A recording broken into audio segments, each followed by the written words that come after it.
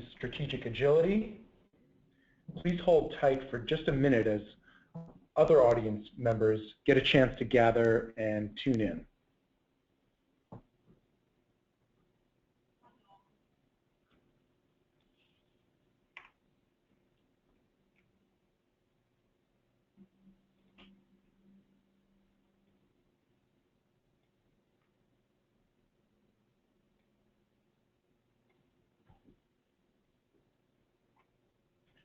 Welcome everyone to the Insight webinar on boosting your company's strategic agility. This is Evan Schwartz. I'm your moderator and director of storytelling at Insight. I'm pleased to introduce our presenter, Scott Anthony, who is here today in our Boston headquarters.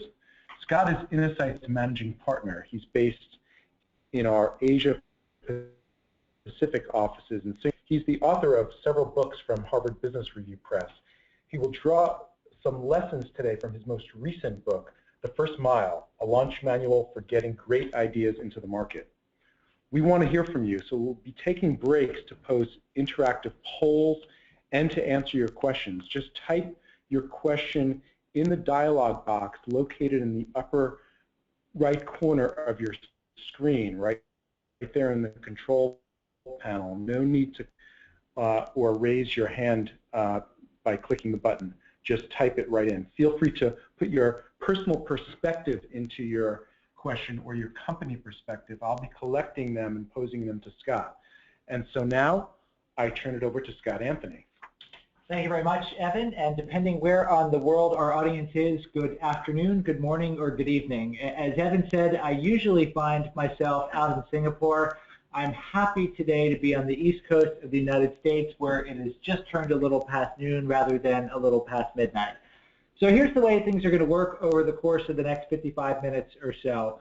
We are going to try to make this as interactive as we can. I'm going to share a little bit of the core content from the first mile, just so we've got a common language. We'll then pause after about 20 minutes or so for some questions.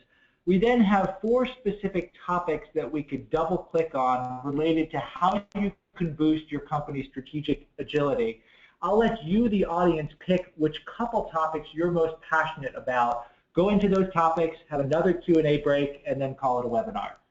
First, just so you know who you're talking to, I think most of you who have joined know who Insight is. For those who don't, we are a consulting company that specializes in helping leaders turn uncertainty into opportunity. And we do this by helping people create growth strategies, build capabilities, and accelerate new growth ideas. I'm going to primarily today focus on the new growth acceleration and a little bit of the capability side as we go through today's discussion. And as Evan said, we're going to start by drawing on some of the content in my most recent book, The First Mile. Now, Insight as an organization has spent substantial time in the last 15 years truly living in the first mile of innovation. We have advised large companies as they've gone and launched new businesses, taking that precious reality of the marketplace. We've incubated and invested in dozens of companies. Of course, we built our own business as well. During the course of this time, I have seen hundreds, if not thousands, of ideas. And one of the core lessons I've learned through this time is that every idea is the same, because every idea to innovate is partially right and partially wrong. The trick that you face when you are staring at that first mile of innovation is that you don't know which part is which. Now often, particularly when we're inside large companies, we try to solve this problem through analysis. We go and do research, and we run focus groups, and we talk to experts, and we do financial forecasts. We get everyone in our organization aligned behind our plan, and then we go to execute. We recognize when we do this that we cannot discover truth this way. We learn the life lesson taught by the great American philosopher, actor, and occasional boxer Mike Tyson, who once said, everybody has a plan until they get punched in the face. The punch the innovator receives is the plan that looks so good on paper turned out to be resting on some shaky assumptions. I want to share with you now a couple of the most common punches you'll receive in innovation's first mile and make it real by describing punches that we as an organization have taken as we sought to create our own businesses. What you see pictured on the screen here is a hospital that is near and dear to my heart. This is Gleneagles Hospital in Singapore. It's about a half-mile from where I live. The reason why this is near and dear to my heart is because in 2011, this is where my third child, my son Harry, was born. You see him pictured on the screen here with my lovely wife, Joanne. When you step into Gleneagles or any hospital in Singapore, you see a truly first-rate experience. The doctors have gone to the best schools in the world. You've got some of the best medical instruments in the world. Yet, Singapore is able to do something that is borderline miraculous. They spend less per capita than almost any country in the world on healthcare, and they get better health outcomes. The United States, sadly, is the inverse of this situation. In the U.S., we spend more per capita than any country in the world, but we don't get better outcomes. So an idea clicked in our mind about a decade ago. Medical tourism between the United States and Singapore. We find people in the United States who are going to undergo an elective procedure. We'd fly them out to Singapore. We'd have them go to Gleneagles, have the procedure performed, put them up in a 6-star hotel to recuperate, have a nice vacation, send them back a couple weeks later, all the while saving them and their insurance company thousands, if not tens of thousands of dollars. The customers we talked to said they loved the idea. The benefits managers loved it even more. We raised about $500,000. We began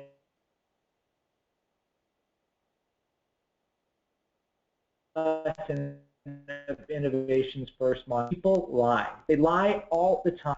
Not because they're trying to deceive you, but because we don't do a particularly accurate job of forecasting what we're going to do in the face of uncertainty. In this case, the customers who told us they were interested actually weren't. Here's how we learned it. We started running seminars in places that we knew were teeming with retirement communities in Florida to get our first honest-to-goodness paying customer. Nobody showed up. Once they were faced with the real prospect of getting in a thin metal tube and flying 8,000 miles to a country that, honestly, most of them had never heard of before, all of a sudden the interest disappeared. Great innovators recognize it. They listen to what people say, but they watch more carefully what they do. And as quickly as possible, they get into a real transactional environment so they can learn through experience. That's one punishing punch that you take in innovation's first mile. Here's another one. I'm going to go from Singapore to India. Our idea here was to disrupt the laundry services market in India. The rich in India have this problem. They've got great washing machines, great dryers, they have tons of household help. The laundry problem is solved. Everybody else has a very affordable solution where they outsource washing to the village dhobi. The dhobi comes, picks up the clothes, brings it to a communal pool, washes them, uses harsh chemicals, beats them against rocks, and brings them back. Maybe 10 days later. It only costs about 20 rupees, or about 33 cents per kilogram of clothing, so it's affordable, but the quality isn't all that great. We thought we would come in between these extremes. You see the kiosk picture here. Village Laundry Service was the name of the business. We would put in a modern washing machine, a modern dryer. We'd use the best detergents in the world. We'd have specially trained staff. We'd have 24-hour turnaround. Yeah, we charge more than the dhobi, but you're getting so much more for your money. Everybody loved the idea. We raced to commercialize one at our peak, having about 30 kiosks across Mumbai, Mysore, and Bangalore. We were named one of India's hottest startups. One of the reasons why people were so excited about the idea was the pristine beauty of the financial forecast, the spreadsheets we created that showed how easy it was going to be to make money using this, how we'd spread this idea all throughout India, all throughout the other emerging markets, and make tons of money. People lie and spreadsheets deceive. The beautiful spreadsheets were hiding an uncomfortable reality. This was a bad idea. We can never charge enough, even as we push prices up for a kilogram of laundry, to cover the basic operating costs of delivering that service. If you can't make the unit economics a single transaction work, there's no amount of volume that you can do to cover that up. In retrospect, the challenge that we had with this business was that we raised too much money. We were so busy as we tried to rapidly expand the business, fighting fires, literally. one of the kiosks caught on fire, that we weren't able to figure out that something was fundamentally wrong. Well, finally we recognized it, we scrapped the kiosk model, we now run a central store, and we live to fight another day, but it took us much longer to get there. Recognize whenever you're in the first mile of innovation, your spreadsheets, your forecasts are nothing more than the mathematical relationship between largely made up numbers. As the great Scott Cook, the founder and still active chairman of Intuit, once said, for every one of our failures, we had spreadsheets that looked awesome. The first mile is an exhilarating place, but it is a perilous place as well. People lie. Spreadsheets so attractive are illusions. You're never going to reach them, and even if you do, I promise it will take you longer than you think, and it will cost more than you expect. So what do you do in the face of this?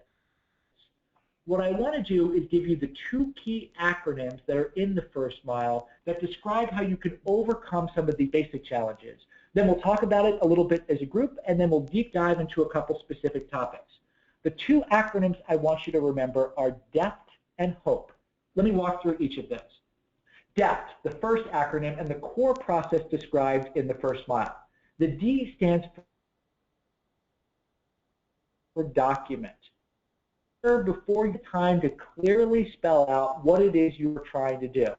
This doesn't mean writing a PhD thesis. Nobody cares. Nobody wants that level of detail. But it means thinking thoroughly about your idea. Who's the customer? How will you reach them? Who are the suppliers? How will everything work together? The time taken to document pays big dividends later on because it helps you begin to surface the most critical thing to find in innovation's first mile, those assumptions that are lurking behind your idea. The E stands for evaluate.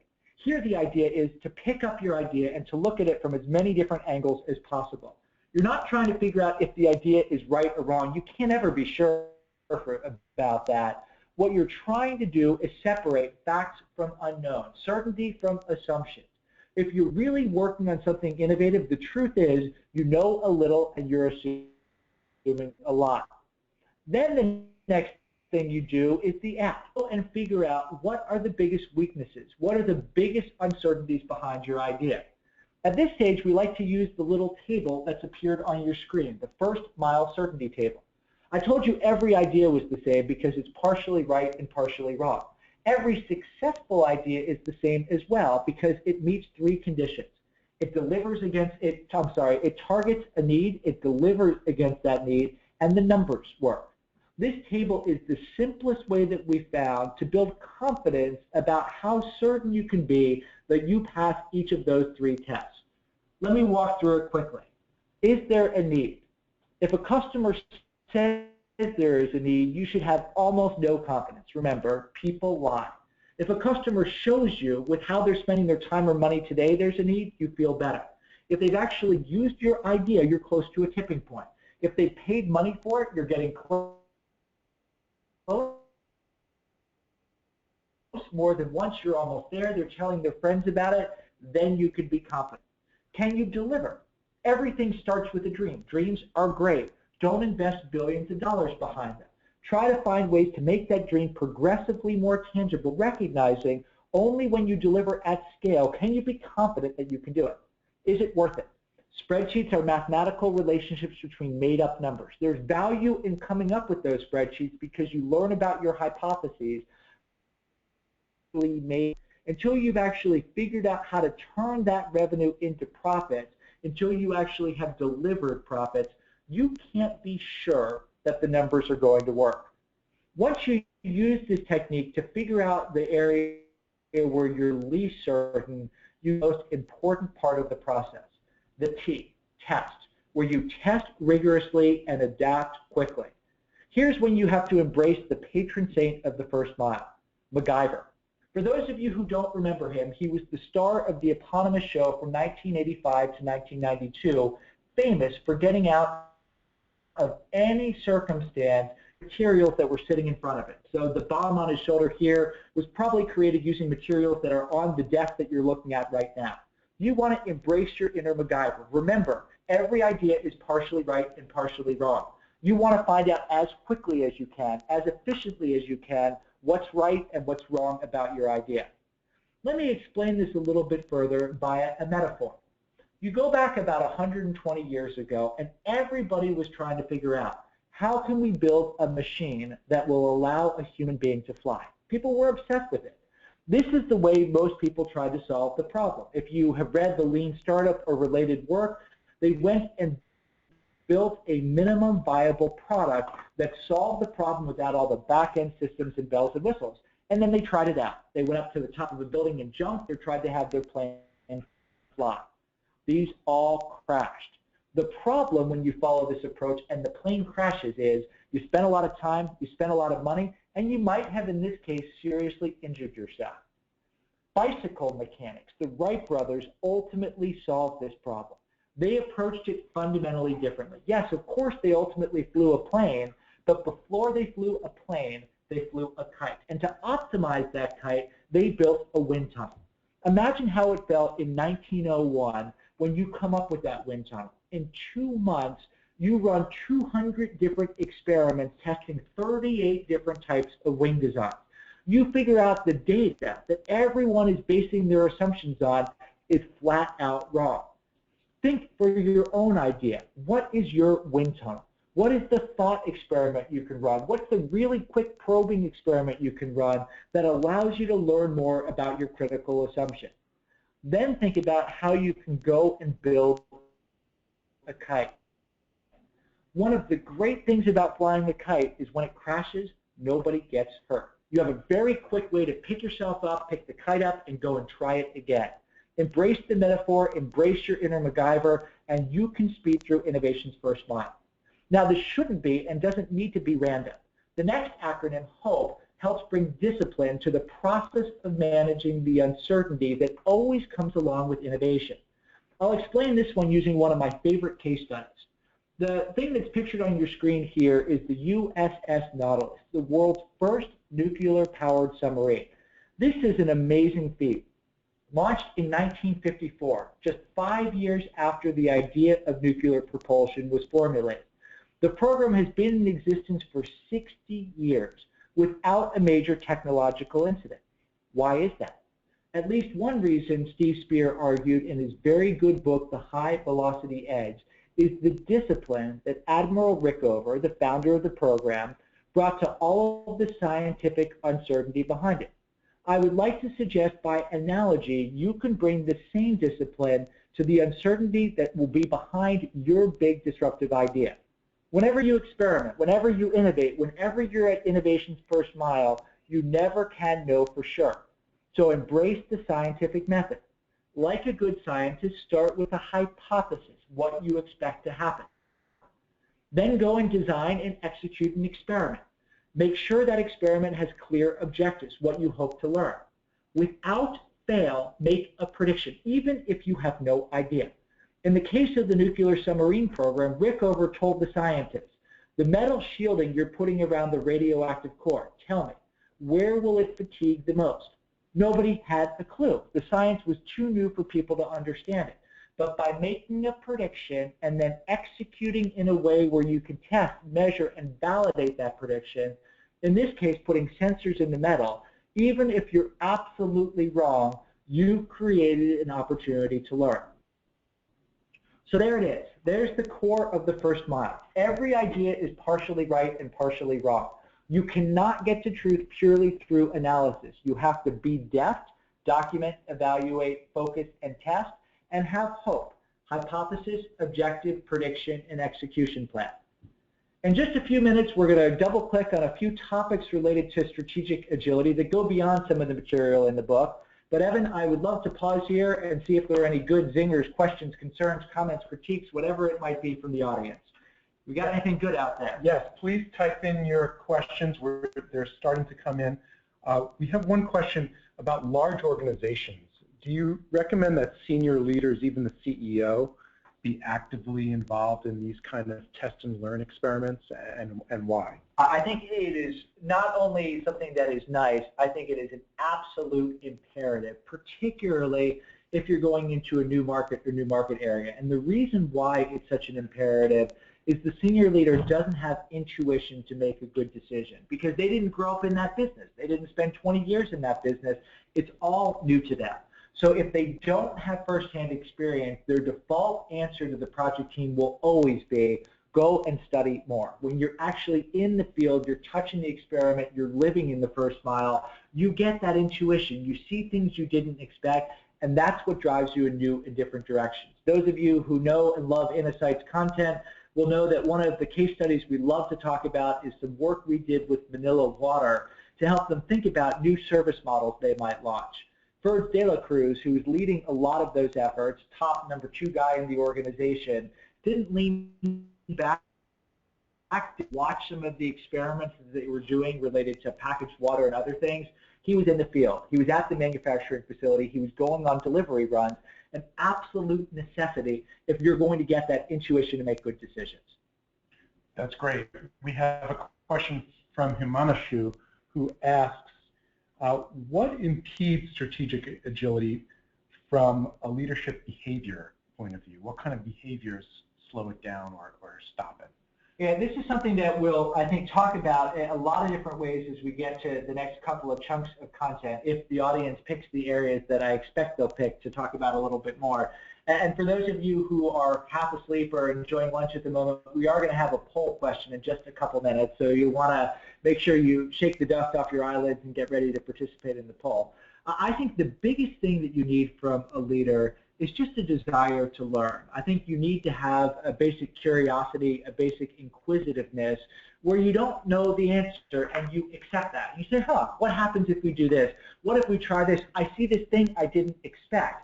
This is something, unfortunately, we unlearn inside large organizations. The whole point of running a large organization is you want to remove variance. You want Six Sigma excellence. You want things to operate with precision. But it's the anomalies, it's the surprises, it's the left turns that are the true big I innovations. So if a leader wants to inject agility into their business, they have to consistently role model that love of learning, that curiosity, or the default operating system in the organization will crush them. Great. We have a question from Carl Gustafson who says, looking at your 2 lessons of deft and hope, how do they work together?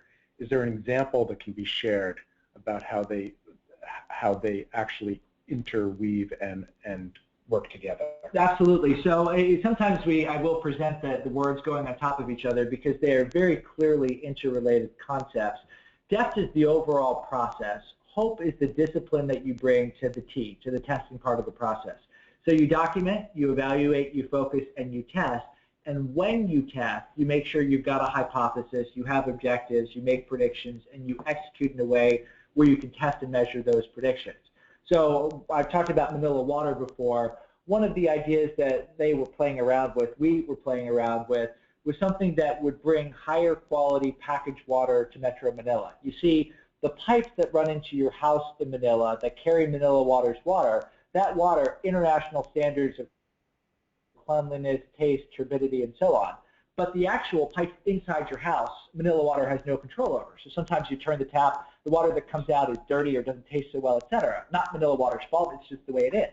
So a range of customers in Manila will go to what are known as water refilling stations. Someone has found a good meter, they've run Manila water into a bottle, run it through an ionizer, which does nothing, and then sold it at a 500 to 1,000% markup. Manila Water said, well, we can do this better than anyone in the market can do it, so we're going to come up with an idea. They go through the DEF process and begin to identify there are some really critical assumptions behind this related to the ability to scale, related to some of the questions about distribution, related to some of the branding elements of it. Each of those key assumptions then turns into a very specific task that has a precise hypothesis, objective, prediction, execution plan, and timeline so that they can, with discipline, learn as quickly as possible about the idea. They run the first commercial test related to this about 16 months ago now. They get into early scale commercialization about 6 months after that, and they're now beginning to roll the business out under the brand Healthy Family in Metro Manila. So what this allowed them to do is move much faster because they were much more focused on the key assumptions. So hopefully that helps show the tie between these two. Maybe one more question. One more. Actually, two that are related. Laura asked, how much prototyping is enough?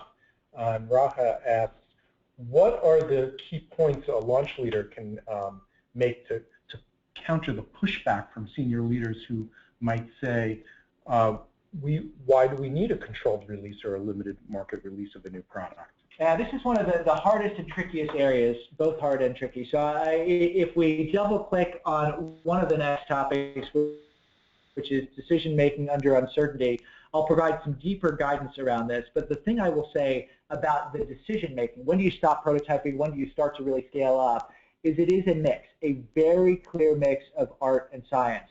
The biggest suggestion that I would offer you is really use that first mile certainty table and ask yourself, what are the key assumptions that I'm not yet sure about in terms of whether I meet those magic 3 criteria? Because those are the things that ultimately determine, am I ready to stop prototyping and start scaling? The thing that I would argue to the second question about what do you say to push back to people who say just get on and do it, is you want to make sure you get things right. And this process that I'm describing here, which is very similar to a lot of elements in what Steve Blank would describe or Eric Ries would describe, it's the best mechanism I've seen to methodically knock off strategic uncertainty and accelerate the path to getting to a right idea. Remind them that every idea, every business ever created went through a process like this, and all you're trying to do is do it explicitly. If you look at large sample research done by the Startup Genome and others, they find the #1 root cause of startup companies failing is premature scaling. What we did at Village Laundry Service, before you're ready, before the business model is ready to cook, you press on the gas and you run straight into a brick wall. So if you remind people that this approach will actually get them to the right destination faster and more efficiently using resource, it helps to change the conversation a little bit. So Evan, a bunch of great questions there. We'll have another pause in just a little bit to get some more questions from the group. But Kristen, I wondered if we couldn't open up our poll here. We've got 4 different topics we could talk about. I don't have enough time to go through all 4 of them, so I'd love to hear from you. Which one of these 4 are you most interested in talking about? Decision making and uncertainty, mastering interfaces and transitions, the enabling leadership behaviors to really live and thrive in the first mile, and how you might shape the corporate culture so it's more conducive to this type of experimentation. Go and pick the one that you're most interested in talking about. I've even cast my own vote here. We'll wait for just a minute or so, get the collection of the audience here, and see which ones that we're going to talk about.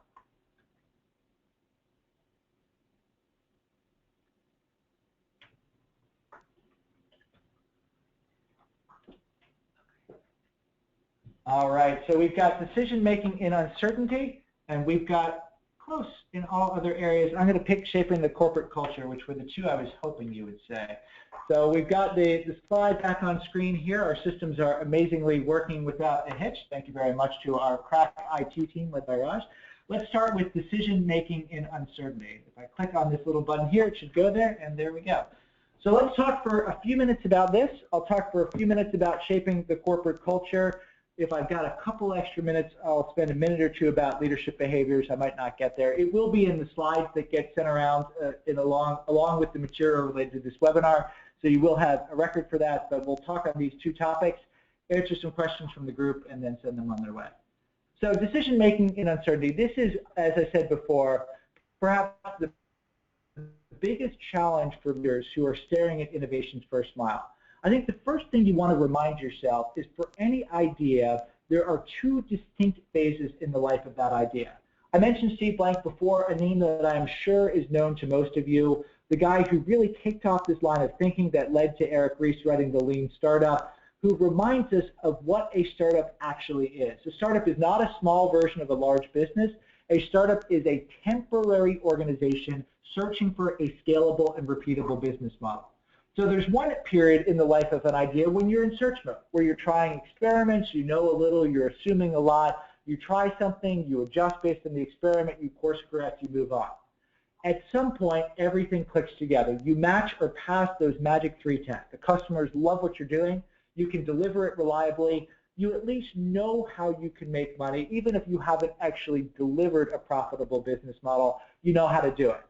That's when you've got to flip. You're out of search mode and you have to go into scale mode where you go and execute against the business. Now, very rarely does this process happen smoothly, does this process happen seamlessly. What is much more likely is you find yourself lost in what we call the fog of innovation. Everything's looking okay, some things are good, some things are bad. You're telling people study more, study more, study more, study more, and eventually they get completely lost and move sideways. At some point, some of these well-intentioned projects ultimately turn into the bane of innovation leaders everywhere, what we call the zombie project, the walking undead, the projects that if you are honest about it, will not materially move the growth needle, but still, they shuffle and linger on, sucking up all the innovation capacity inside the organization.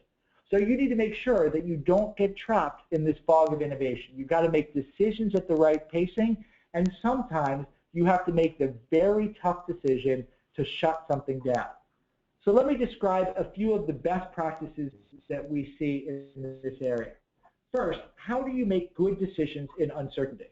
There are 5 things that we suggest that you draw on to make good decisions when answers aren't 100% clear. The first is try to make this as unemotional as possible. There's lots of wiggle room when you're making these decisions. The more you set the criteria up front, the more you say, this is what we predict will happen for this test. If this doesn't happen, we got a real discussion we have to have. The clearer you are about that up front, the easier the discussion is. Make sure when you're having that discussion about what to do, it isn't just the people who came up with the idea. If you've got a vested stake in something, if you were there in the moment of conception, it is impossible to be unbiased about it. I've got 3 children. You saw one of them earlier here. In my eyes, they are the 3 most beautiful children in the world. It takes an outsider to say, you know what? Charlie's ears are just a little bit funny looking. And of course, that's true of other people's kids. My kids are just perfect. You need those outsiders that can say and bring truth to the discussion. It's very easy, particularly inside large companies, to never make a decision. This is not a challenge inside a startup because a startup has a very real constraint. The bank balance is dwindling, which forces them to go and make course corrections and make decisions. If you're inside a large company, impose a constraint, whether it's the calendar or some other thing, to make sure that you're making a decision. Never consider an idea in isolation, because if you're looking at any one thing and you've got some resources, you will always come up with an argument for why you should keep doing it. If you're inside an organization, you want to think about opportunity costs and all the other things you might be able to do. Finally, consider all of the alternatives that you have in front of you.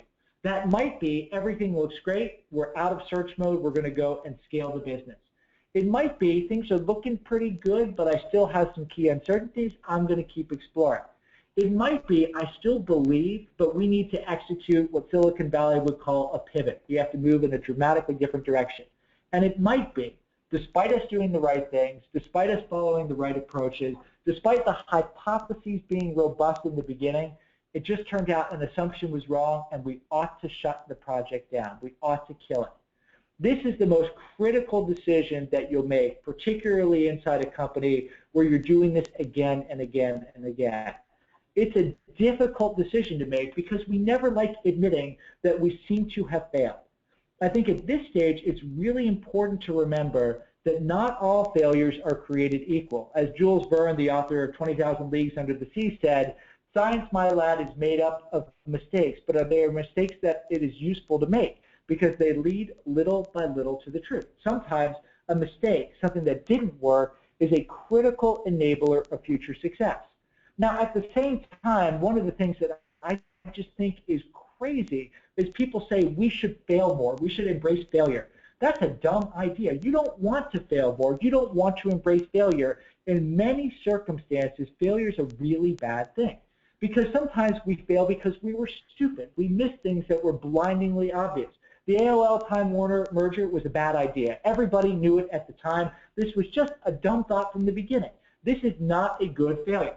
Sometimes we were sloppy and we executed poorly or imprecisely. This is Bill Buckner, 1986. Sorry for any Boston Red Sox fans out there. The last couple of decades, thankfully, have been better. If we had the right training, if we had the right player on the field, this doesn't happen. We should not encourage this at all.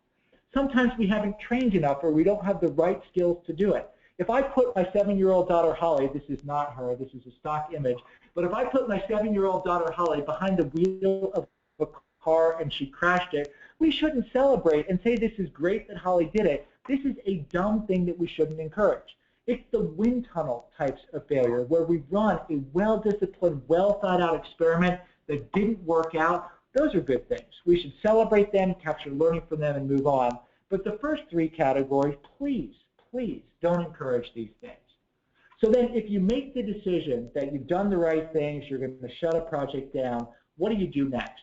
Rita McGrath is a certified zombie killer. By day and by night, she teaches at Columbia University, who in our eyes offers the best guidance on this topic. From McGrath's research and writing and from some of our own field work, we've come up with the 4 C's of successfully disengaging from an idea. The first one is to recognize something good has happened. You have learned something useful. Make sure you codify and capture that learning. Celebrate the fact that a good outcome happened. Make sure you communicate that as widely as possible, or else no one's ever going to let you know of problems and ideas in the future. And finally, provide closure. This might be a wake, it might be a memorial, it might be a celebration, whatever. You're letting people know that you're done. You're not working on this anymore. I think a great example of a company that's good at doing this is the Finnish gaming company Supercell. All the time they've got development teams that are working on new ideas. Sometimes they succeed. They successfully launch a new game, it gets onto the App Store, whatever. Everybody stops, everybody cheers, everybody has a beer, it's a great moment. Sometimes they fail. A game is never going to make it into the App Store, they're going to stop it, they're going to shut it down. Everybody stops, everybody cheers, everybody breaks open champagne. Think about what this is like. This signals to the organization that good things have happened. It shows that they're willing to push boundaries, and most critically, it shows that they're done. They're not going to work on this idea anymore. In fact, it was a failed development team that picked itself up, took the punch from Tyson, reassembled, that then went on to launch the massively successful game Clash of Clans. Think about how you can do this inside your organization. Again, don't celebrate sloppiness, don't celebrate stupidity, don't celebrate a lack of skills, but celebrate when you take well thought out risks that simply don't pan out. So that's some of the thinking we have about making decisions under uncertainty. The other topic that you said you wanted to hear a few thoughts about is how you shape the corporate culture. So let me share a few thoughts there, and then I think we'll be at a stage where we'll get to the second Q&A. We'll see how long this takes. I might be able to give you a bonus third topic, we'll say. So how do you shape the corporate culture to make it conducive to all of the experimentation, all of the uncertainty, all of the different things we've talked about? This is a real challenge inside organizations. I want to get a sense from this audience about what it's like inside your organization by having you run another, or having you answer another poll question. If you were to pick one of the words here to describe the innovation environment inside your organization, which word would you pick? Is it hostile, where antibodies are fighting against innovation? Is it indifferent, where it happens if you actively push it? Does it actually encourage innovation? It's a struggle, but you're committed to it. Or does your environment actually enable or propel your innovation efforts? Kristen, can you open up the poll question and we can see what the audience thinks? What is it like inside your organization? Pick a word here, click on the submit button, and let's see what this group looks like.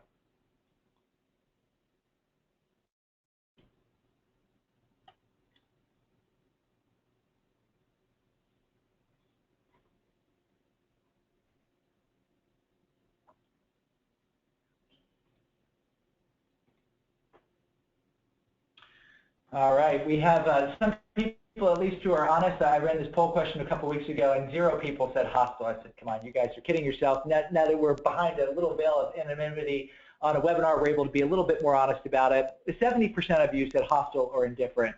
And I think this fits very much with our field experience, where yes, you do have some organizations that truly have a culture of innovation that encourage, enable, really makes this happen. But in most cases, at best, it requires active leadership attention. So, Kristen, let's go back to the slides here, and we'll talk a little bit about why this is and what we can do about it. So this is the way that I have come to frame the basic problem here. Let's see if I can get this little thing to disappear here. Oops. There we go. This is the way that I've come to frame the basic problem here. It's what I call the Pritchard predictability problem. The person pictured here, that's a lot of P's for this time of day. The person pictured here is Mark Pritchard. He's the head of brand for Procter & Gamble. Procter & Gamble called us up about a decade ago with a problem. They said that we need to get better at innovation. You look back about a decade ago and you say, I wouldn't expect you to call with this problem, because the company was seemingly firing on all cylinders. They were executing well in their core business. They had just launched some new category creators like Febreze and White Strips and Swiffer. Their stock price had doubled. Revenues were surging. Everything looked good. But as P&G peered into its future, not 1 or 2 years out, but in some cases 20 years out, some executives got worried, because they looked in their pipeline and they saw a lot of incremental innovations, a lot of line extensions. They didn't see the category creators. So we were talking with them about the challenge. We ultimately did a whole set of interventions with them, which led to another stream that we talk about another time called the Growth Factory. But we were talking to them about it, and I think the way that Mark framed the problem was the clearest explanation I heard. He said, at P&G, we are organized to deliver consistent, reliable results. We are a perfectly predictable company. And that is exactly the problem. Why is perfect predictability a problem? Well, almost every breakthrough in business or science has twists, turns, unpredictability, things that you didn't expect. And when you are organized to deliver consistent, reliable, predictable results, you can miss some of the biggest ideas. Here are 3 very quick examples of this. I bet you that many of you have not heard of the company on the upper left part of your screen, Audio, a company founded to discover, create, and subscribe to original audio content for your iPod. You haven't heard of this company because the company failed. There was about 2 weeks of life left when the founder recognized it was on death's door. He said, give me a new idea, anything at all. Had everybody break into small teams to come up with ideas that might be totally disconnected from the business, but would give them a second lease on life. One of the teams came up with an interesting and totally disconnected idea where people could post status messages that had intentional constraints. They were no longer than 140 characters. Yes, this was Twitter. No one set out to found Twitter. It was an accidental side project of a company that was going down the tubes. What you see pictured next to the little Twitter bird here is a drug that Pfizer was working on about 15 years ago, UK 95482. It was designed to lower blood pressure. It didn't work. There was, however, a side effect from the drug that led particularly male patients to come back and keep asking for more of it. This was Viagra. Pfizer studied the side effect, embraced it, and created a multi-billion-dollar product. The bottom part of the screen shows Alexander Fleming's laboratory. He doesn't clean it all that well. One August, when he leaves on vacation, he comes back, he sees something that he doesn't expect, and the world is given penicillin. In a perfectly predictable company, you don't have side projects. You don't study side effects, and certainly you make sure your laboratory is clean. And because of that, you miss some of the most exciting ideas. Despite that, the argument that we would make is that every company is brimming with innovation energy. The 3 pictures here look totally disconnected, but they actually show the same thing. The picture on top is an idyllic sunset at a beach. The picture in the middle is lunchtime at my kid Charlie's school in Singapore, where you have these discombobulated bodies running into each other as they try to play, depending on where you're from, soccer or football. And the picture at the bottom is a cubicle farm. In each case, there is significant energy. In the top picture, it's in the wind, it's in the water, it's in the sunlight. The energy is there, but capturing and harnessing it is a challenge. In the middle picture there, the innovation, the energy and capacity is there, but they need coaching, they need help to realize it. Inside your organization, the innovation capacity is there too. You just need to find a way to bring it out. As we thought about this problem, we've come to realize that if there's one thing you can do to try to realize and release the innate innovation capability in your organization, to really follow the behaviors consistent with first mile success, it's to remember the single word that goes along with true cultures of innovation. That word is curious. What I'm going to do, curiosity is in fact the word that's pictured here. Curious or curiosity are both acceptable. What I'm going to do to round out the content here in the next few minutes is describe how you can inject curiosity into the day-to-day in your organization. I'm then going to describe a set of systems that you can put in place to encourage and enable that curiosity, and then we'll open it up for a couple last questions before I provide some concluding remarks. What does a curious organization do? A curious organization is always trying to discover. That means it truly knows its customers, not as facts and figures on spreadsheets, but as living, breathing human beings. When was the last time you actually spent time with customers? Not to go and try to sell something to them or to ask them what they want, but just to know them a little bit better. Find a way to increase the amount of time you're spending with today's and tomorrow's customers. It will give you the spark that leads to innovation. The curious company takes idea road trips. I stole this term from the destroyer of my youth, Nolan Bushnell, who founded companies like Atari and Chuck E. Cheese. Whenever he was stuck on a problem, he would get in his car and go to a trade show in an industry that was completely disconnected from what he was thinking about to try to find the uncommon insight that would spur ideas for innovation. Bushnell recognized, as we get to the second category, that innovation magic always occurs at intersections where different mindsets, skills, and backgrounds collide. The curious company lives at these intersections. They're seeking ideas everywhere. They're running open innovation programs. They're running contests like the Netflix contest pictured here. They're crowdsourcing among their employees. When was the last time you asked your colleagues, what ideas do you have to go and innovate? Go and make a routine habit of looking for ideas wherever they might be. The curious organization collides internally. They don't live within silos. They don't live within geographies. Different groups come together to break the back of very tough problems. The curious organization also recognizes that every idea is partially right and partially wrong. So they make a regular habit of testing.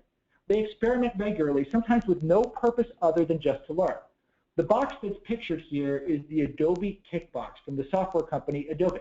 If you get one of these Kickboxes and open it up, inside you see tools and templates galore related to testing. Even more critically, you find a prepaid debit card with $1,000 on it that you can spend without asking for anybody's approval. 1,000 people have received a Kickbox. That's $1 million of investment in experimentation, but that's 1,000 kites that otherwise would not have been flown.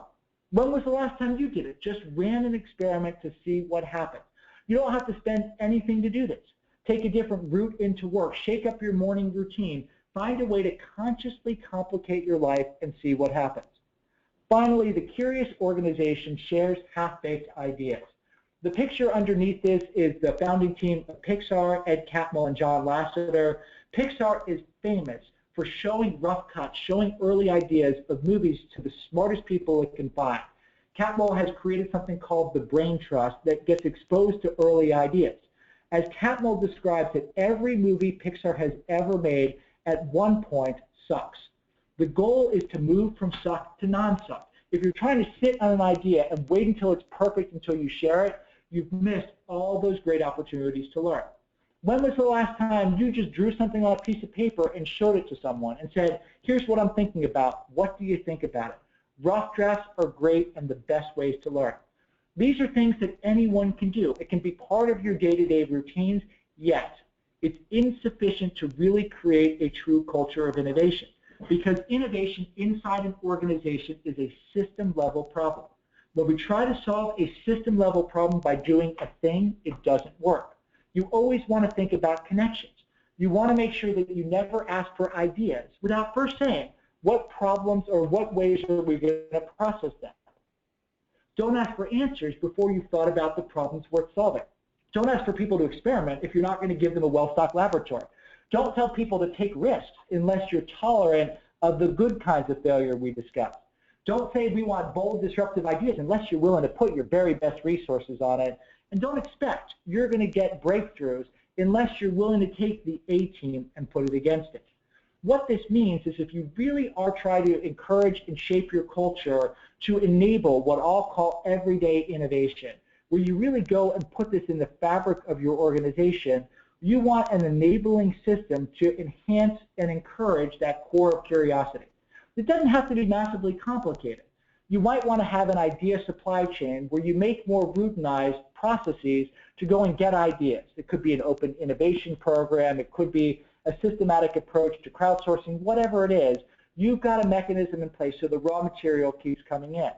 You want to arm people with checklists so they know when they're in the heat of the moment whether they're working on the right problem, whether they've got the right idea. We don't know everything about innovation, but we know a lot, and we can give people simple guides for how to do it better.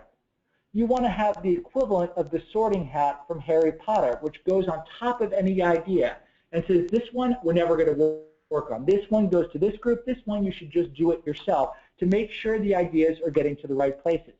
You want to have enablers of experimentation. Your laboratory needs to be well stocked. You need to have laboratory space. You need a test bed to encourage people to try things. You need to train people on how to do this. Innovation is a discipline. It is a skill. We need to make sure that we teach people how to do it. And finally, you have to reinforce the love of learning at key ritual moments.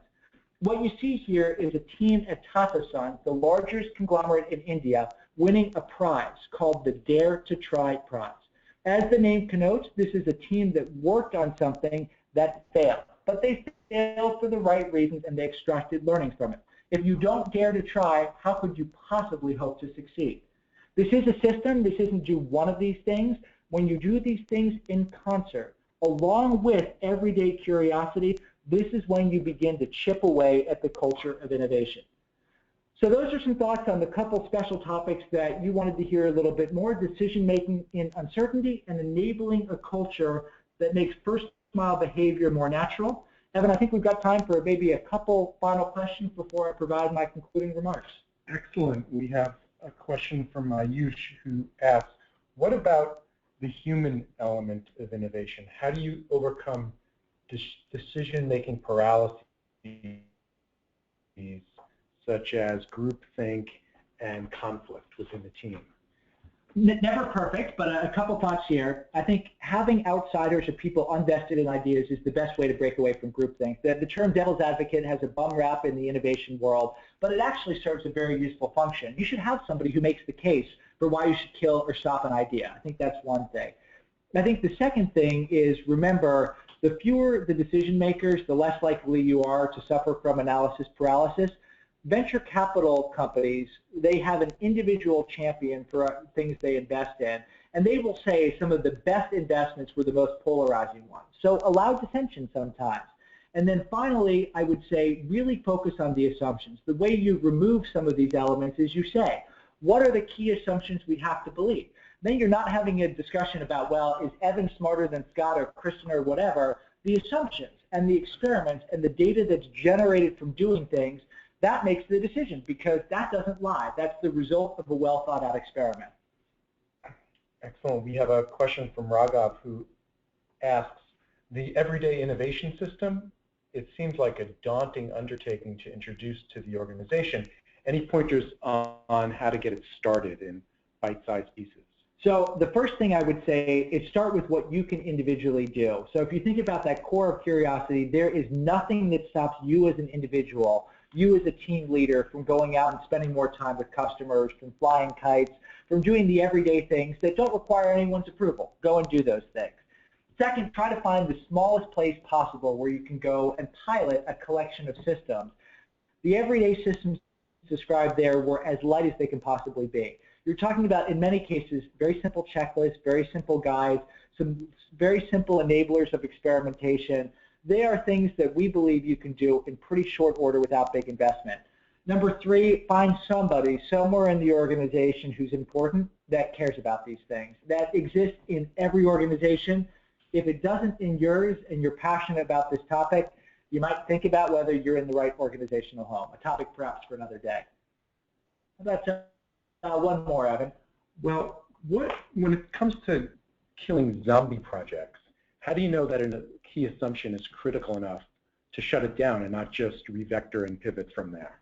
So there's never a perfect black, well, sometimes it's black and white. So if the regulator says you can't do that, okay. If the molecule doesn't work, then you're done.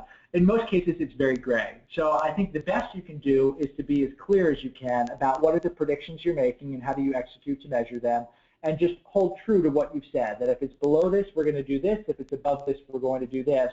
And remember that idea of always comparing options. So the option isn't do this idea or don't do this idea. It's do this idea or take the resources working on it and put it on another idea, or go and start a completely different idea.